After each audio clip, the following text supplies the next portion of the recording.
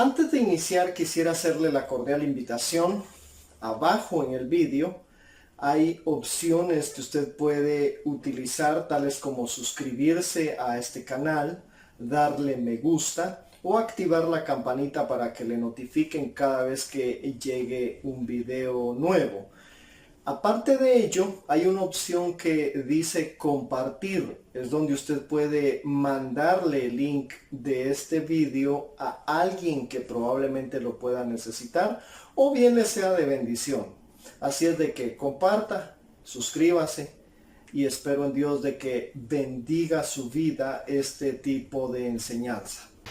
Mi querido hermano, bienvenido a esta serie de la Tierra Prometida. Qué gusto que esté con nosotros. Y hay personas qué bien que leen la escritura, pero como cualquier otro libro más, para culturalizarse, como que si fuera algo de política, de deporte, etc. Pero el deseo es que a medida que nosotros como creyentes abramos la escritura nos lea a nosotros y dicte en nuestro corazón qué es lo que tengamos que cambiar, transformar, implementar, etc. Ese es parte del deseo de esta serie, hablando de los reyes que fueron conquistados tanto fuera como dentro de la tierra prometida, ya que deseamos vivir una vida en abundancia, una vida abundante, pero una vida maravillosa en Cristo Jesús, y eso es parte de lo que Dios les prometió a los israelitas, diciendo que les daría una tierra que fluye leche y miel. Y definitivamente deseamos llegar a esa plenitud de vida nosotros hoy en día, porque no es una tierra física, pero sí deseamos llegar a esa plenitud de vida que Dios tiene para cada uno de nosotros. Y eso nos lo revela la escritura, y estos reyes van dictando qué es lo que hay en nuestro corazón reinando para irlo destronando. Así es que sea bienvenido. El día de hoy nos enfocaremos específicamente en Josué capítulo 12, verso 20, donde dice: el rey de Acsaf, otro. De este reinado no encontramos el nombre específico del rey, pero sí de la ciudad, y de la ciudad tomaremos el significado para aplicarlo a nuestras vidas. Recordemos brevemente de que esta serie, cada tema la dividimos en tres porciones, son tres partes. La primera, la historia; la segunda es el significado de la ciudad, y la tercera ya es la aplicación a nuestras vidas. Así es de que vamos con una breve historia de ellos. Según Josué capítulo 11, verso 1, nos relata que esta ciudad llamada Acsaf fue parte de las que se unieron junto a otros reyes de la tierra prometida para derrotar al pueblo de Israel, cosa que no lograron, por supuesto. Y en segundo lugar, vemos que esta tierra es una de las conquistadas dentro de la tierra prometida por el relato que nos da Josué capítulo 12, verso 7 y el verso 20 que acabamos de leer. Y en tercer lugar, esta tierra fue dada a una de las tribus de Israel llamada Aser. Eso nos lo dicta Josué capítulo 19, verso 24 al 25. Es breve la historia, y la segunda parte o la segunda porción de este tema es concerniente al significado. Y lo que significa Acsaf es adornado, fascinación o hechizo. Cuando el significado dice adornado, no es adorno para belleza, sino que es adorno aluciente a cuestiones de hechicería, donde se ponen ciertas cosas para hacer invocaciones, etc. De eso se trata. Es probable de que el significado de esta ciudad haga alusión a que era muy dada a la brujería o a la hechicería de forma deliberada esta ciudad, y se parece mucho a uno de nuestros departamentos de aquí de Guatemala, que es Uchtepeques, un lugar específicamente llamado Samayac, que dicen de que es uno de los lugares céntricos de brujería, hechicería, etc. Y que se hace de forma deliberada, y hay testimonios de personas cómo Dios ha hablado, cómo Dios ha sacado y cómo Dios ha obrado, pero ese es uno de los lugares con más influencia espiritista del lado de las tinieblas, espiritual, perdón, del lado de las tinieblas, y similar a ello es probable que haya sido esta ciudad. Es sumamente peligroso esto de la brujería y o hechicería, porque el pueblo del Señor, cuando Dios no concede ciertas cosas, llega a desesperarse y acudir a otras cosas que realmente no es Dios, como San Simón, como el Cristo Negro de Esquipulas, haciendo ciertas promesas, sí dan ciertas cosas, ese tipo de ídolos, que detrás de ellos hay espíritus, por supuesto, ¿no?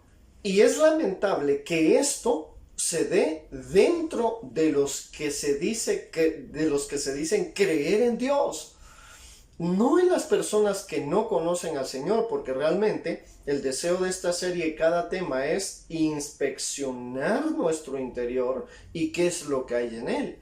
Si cada vez que yo le pido algo a Dios y no lo concede, busco otros medios, y esos medios pueden ser del lado espiritual de las tinieblas, o qué es realmente. Y es sumamente peligroso, hermano, de que nosotros nos estemos desviando hacia ello. Y es lamentable porque ese tipo de prácticas tiene consecuencias físicas, emocionales, sentimentales, familiares y, por supuesto, espirituales. Tiene consecuencia, mano, gente de que dedica a sus propios nietos, a sus propios hijos, en beneficio de algo que ese tipo de práctica le proporcione.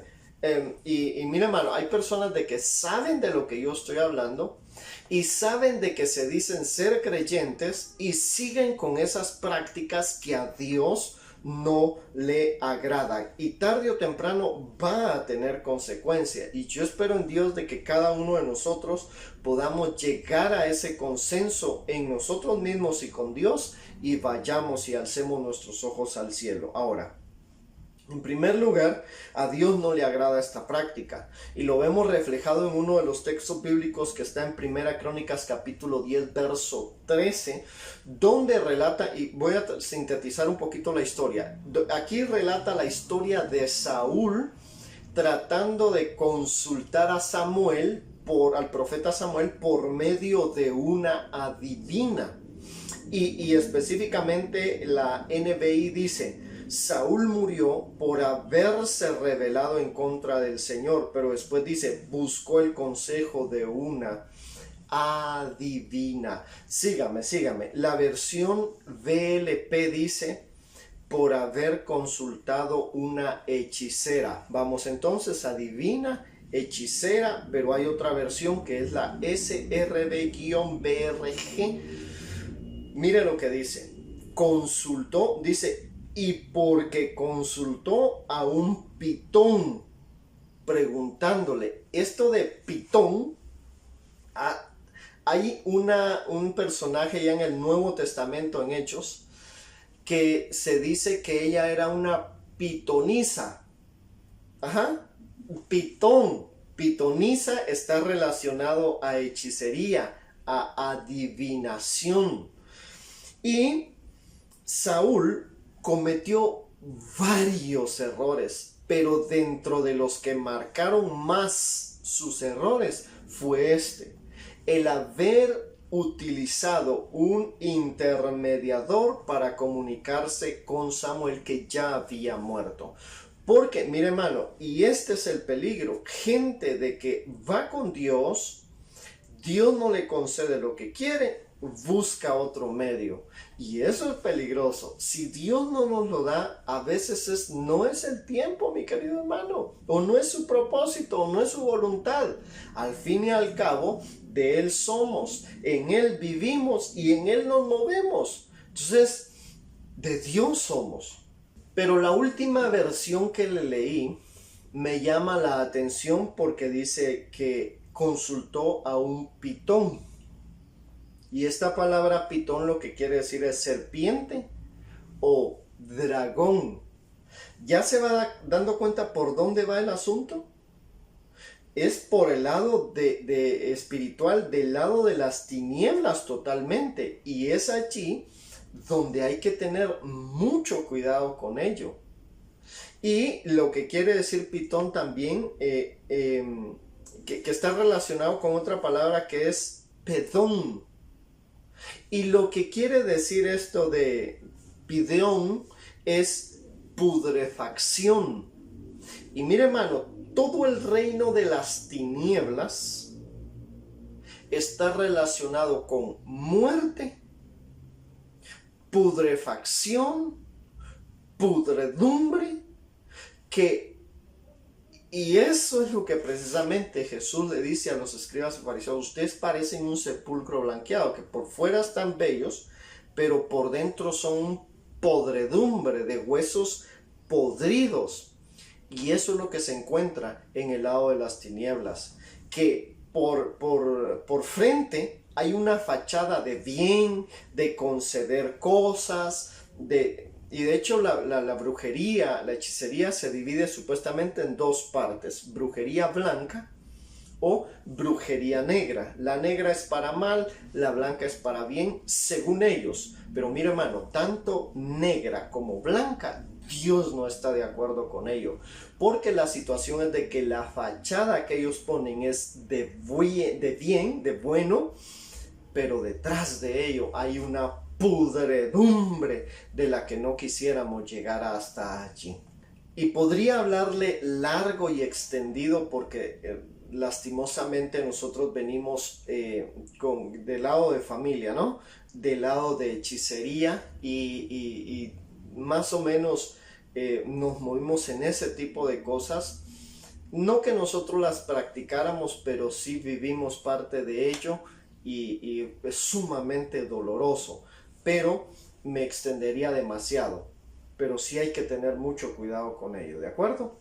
Otro relato de eso es con Manasés, descrito en 2 Crónicas capítulo 33, verso 6, con respecto a hechicería, pitonizas y también con cuestiones espirituales. Y es muy, muy peligroso.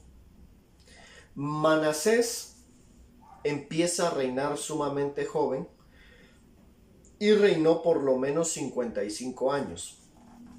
Es probable que Manasés haya sido un buen rey por el tiempo que reinó, pero después se empezó a desviar. Mire, hermano, la escritura dice: el que crea estar firme, mire que no caiga. Porque a veces nosotros creemos de que ya estamos tocando el cielo con nuestra espiritualidad, y es sumamente peligroso que nos empecemos a desviar. Y creyendo que es algo de Dios o espiritual bueno, nos empecemos a desviar con respecto a hechicería, brujería, adivinación, en vez de profecía. Entonces es peligroso eso. Por eso es de que le traigo a colación 2 Crónicas 33, 6 por este personaje Manasés. Reinó 55 años, hermano. Iba bien, pero después empieza a perder el rumbo. Entonces hay que tener cuidado. Esto es pecado, según 1 Samuel capítulo 15, verso 23. Y aparte de ello, nos contamina. Eso está descrito en Levítico capítulo 19, verso 31. Y finalmente el propósito de todo este mundo espiritual de parte de las tinieblas es alejarnos de Dios. Ese es el fin, que nos alejemos de Dios. Eso está escrito en Levítico capítulo 20, verso 6. ¿Por qué razón alejarnos de Dios, hermano? Porque Dios califica este tipo de actos como un adulterio, como una traición, porque la gente se va en pos de otros dioses del lado de las tinieblas, por supuesto, y Dios lo cataloga como una traición a Él, que es el verdadero Dios, por supuesto. Quisiera finalizar aquí con el significado específicamente del nombre, y quiero ir a la aplicación a nuestras vidas. Y todo esto de la brujería, hechicería, adornos, nos está hablando en forma sintetizada en algo llamado fascinación. Porque esa palabra fascinación está muy relacionado a embrujo. Fascinación es alguien que camina de forma zombie. Entonces, eso es fascinación. Entonces, resumiendo lo anterior al significado, sinteticémoslo en fascinación. Marcos capítulo 4, verso 19 en la versión Nácar Colungar dice: pero sobrevienen los cuidados del siglo. Y dice, la fascinación de las riquezas y las demás codicias. Hay una pregunta que está descrita en Gálatas capítulo 3, verso 1. Pero antes de ese texto de Gálatas, quisiera un pequeño énfasis en el primer texto que le dije, que es Marcos capítulo 4, verso 19. El engaño o la fascinación de las riquezas es como un embrujo en algunas personas que los hace estar fascinado por ello, y su vista es ello, y pierden el verdadero sentido o propósito de las riquezas dadas por Dios. Solamente esa mención. Ahora vamos con lo que el apóstol Pablo le dice a los Gálatas. ¿Quién os fascinó? ¿Quién os embrujó? Dice una versión. Pero Gálatas capítulo 3, verso 1 en la Biblia de las Américas actualizada dice: oh Gálatas insensatos, ¿quién os ha fascinado a vosotros? En la versión JBS dice: ¿quién os hechizó? ¿Ve la relación? Fascinación, hechizo, la JBS. La Dios habla hoy dice: ¿quién os embrujó? Entonces esa palabra está relacionada con fascinación. Y el apóstol Pablo hace la pregunta: ¿quién? ¿Quién os fascinó? El problema aquí era que los hermanos habían dejado la gracia, volviéndose insensatos. Pablo realmente presentó a Cristo con claridad, a un Cristo crucificado, pero los hermanos ya no obedecían la verdad y se adhieren a enseñanzas falsas. En base a este texto, quisiera hablarle un poquito con respecto a la aplicación a nuestras vidas. En primer lugar dice: oh Gálatas insensatos. La insensatez descrita en este texto bíblico es la insensatez por haber dejado de percibir de forma consciente, concisa, la enseñanza que se les había dado anteriormente, en este caso por el apóstol Pablo. La gente fue fascinada por las enseñanzas falsas, se volvieron insensibles a lo que anteriormente se les había enseñado, adhiriéndose a las falsas enseñanzas. Ojo, sígame por favor. Esta palabra insensatos en griego está dividida en dos. De hecho es anoetos, pero está dividida en dos, que es nous, que está relacionada con mente. Entonces el apóstol Pablo, al decirles oh Gálatas insensatos, le está diciendo: oh Gálatas, no están utilizando su mente. Y la situación es de que la fascinación lo hace uno a seguir cosas que solamente ve y cree que están correctas. Pero mi hermano, hay cosas que hay que detenerse un poquito y empezar a analizar. Mm, ¿Esto será de Dios? ¿Esto será correcto? Pero aparte de estas dos cosas que le acabo de decir, la pregunta más idónea podría ser, ¿qué dice la Biblia con respecto a ello? Porque no podemos nosotros, con cada cosa que escuchemos de los tremendos predicadores o de cualquier persona, es que la Biblia dice, no, realmente, ¿qué es lo que dice la Biblia? Y no solamente que la Biblia dice, sí, lo dice, pero hay que ver un contexto. Hay que ver a quién le está hablando, hay que ver por qué lo está hablando. Mire, hermano, y esto no se trata de crear un escepticismo en nosotros, no, se trata de ir a la Escritura. Usted y yo tenemos un manual de vida, mi querido hermano, pero si nosotros nos dejamos guiar por fascinaciones de enseñanzas erróneas que aparentemente son escriturales, nos vamos a terminar desviando del verdadero camino. Usted y yo tenemos un parámetro, un manual de vida, y nos vamos a tratar de apegar a él. Entonces, eso es lo que el apóstol Pablo le está diciendo a los Gálatas insensatos. Ustedes, les dice el apóstol Pablo en griego, no están utilizando su mente para analizar lo que están escuchando. Solo se están dejando guiar por una fascinación. Lucas 24:25, oh insensatos y tardos de corazón. Mateo 6:9, Tito 3:3, porque antes también vosotros éramos insensatos y rebeldes. Pero ya tiene que haber un cambio en nosotros, mi querido hermano. Y no dejarnos guiar. La NBB dice, oh Gálatas, qué estúpidos son ustedes.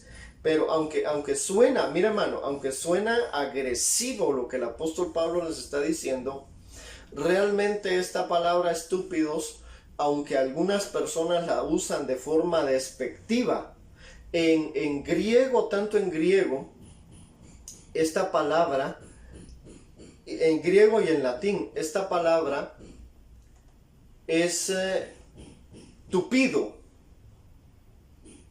Alguien que no ve con claridad las cosas que está haciendo o diciendo.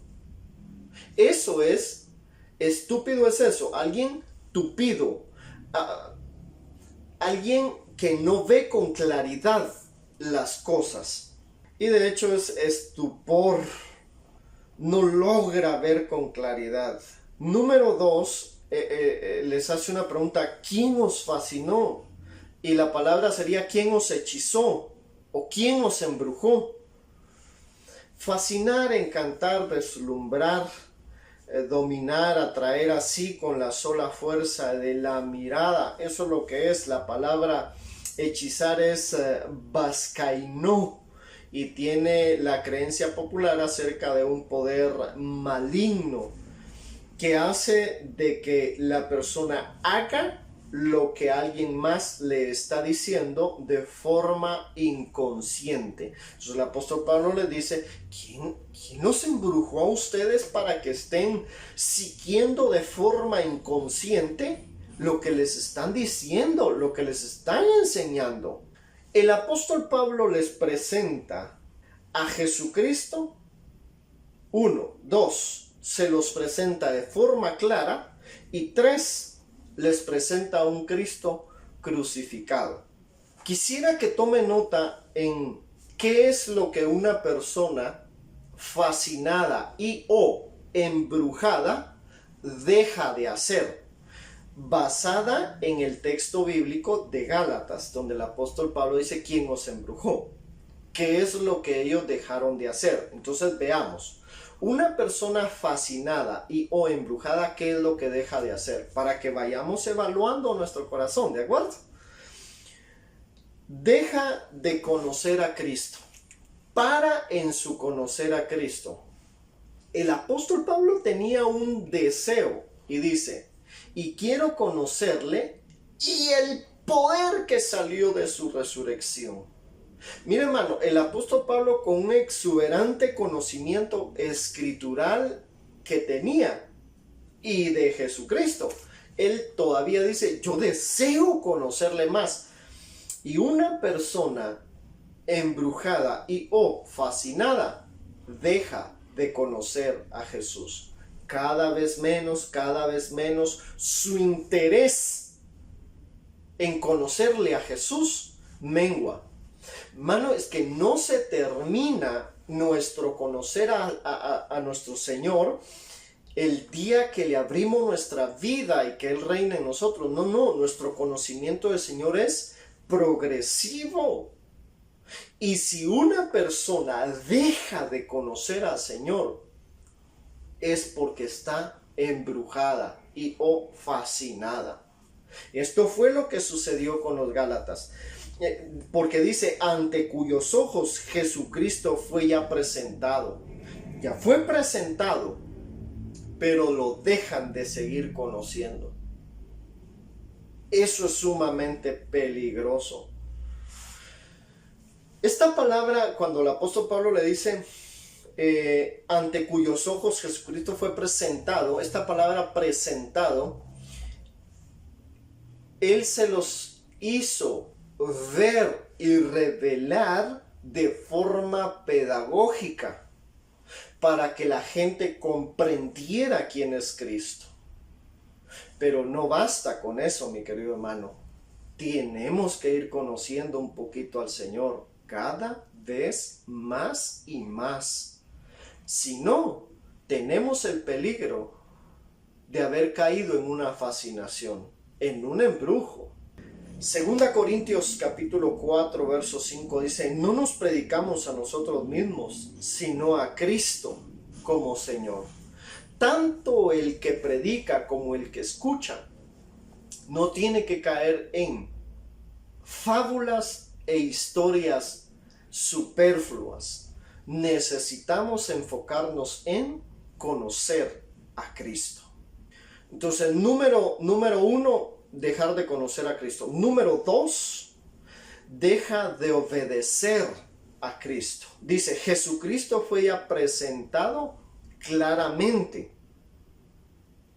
Pero lo que ellos hicieron es empezar a desviarse a otras enseñanzas y dejarse fascinar por otras enseñanzas. Pero una persona fascinada o embrujada deja de obedecer a Cristo. ¿Cuántas cosas nosotros hemos escuchado de una buena predicación, de una buena enseñanza que tendríamos que poner en obra, en práctica, y no lo hacemos? Nos hacemos de oído sordo. Mira, hermano querido, necesitamos nosotros tratar de poner en práctica lo que leemos y escuchamos de la Escritura lo más que se pueda. Yo sé que no somos seres perfectos, fallamos como cualquier otra persona, pero en lo que quepa la posibilidad, hagamos todo lo posible de practicar la Escritura en obediencia al Señor. Por eso segunda Corintios 4, 3 al 4 dice, pero si nuestro evangelio está aún encubierto entre los que se pierden, está encubierto. Verso 4, en los cuales el Dios de este siglo cegó el entendimiento de los incrédulos. Pero eso es de los incrédulos. Ahora nosotros tenemos la Escritura para nosotros poder ponerla en obra, ponerla por práctica.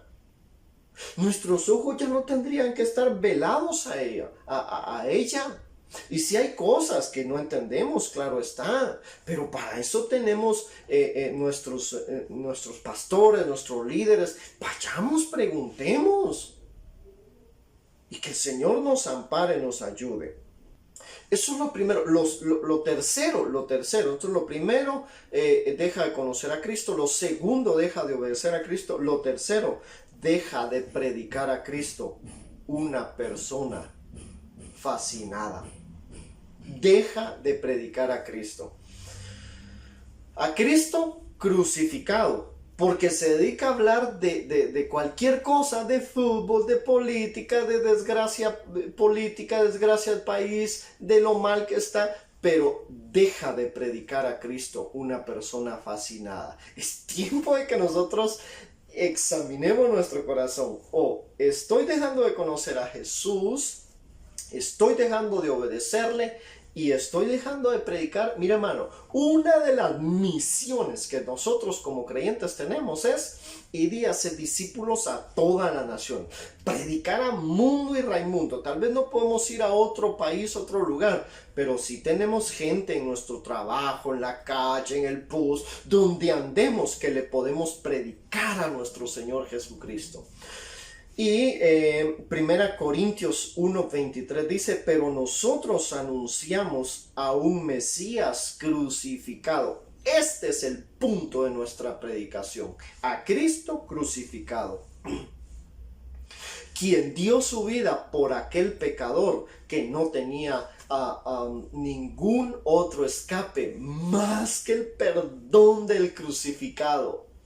Y Cristo no quedó crucificado, pero predicamos al crucificado que murió y ascendió a los cielos resucitando.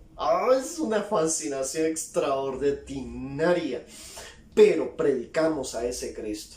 Mira, está bien enseñar de finanzas, politología, lo que usted quiera, mi querido hermano, pero nuestro fundamento y predicación constante tiene que ser a Cristo y a este crucificado.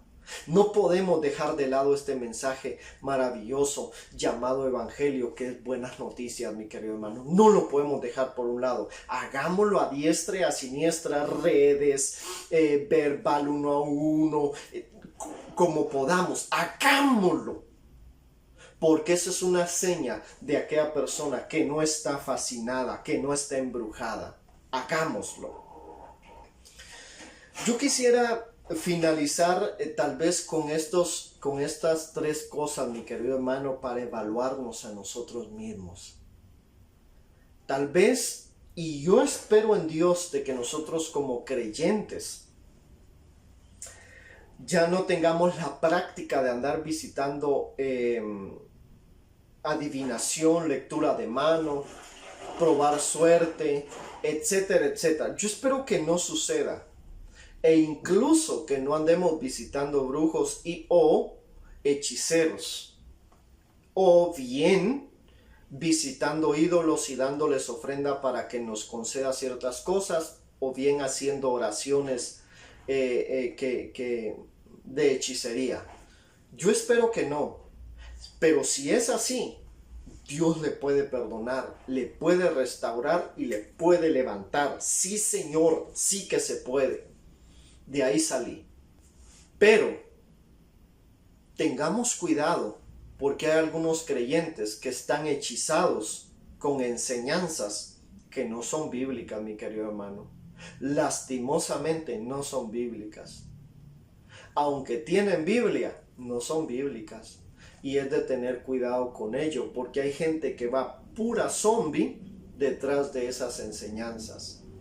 Hay que ver realmente si la escritura está diciendo lo que está diciendo. Y eso no es pecado. No, es que el gran predicador no lo puedo contradecir. No, hombre, hermano. Vayamos a la escritura. Tenemos un manual que rige nuestras vidas y esa es la escritura. Nos vemos a la próxima. Bendiciones.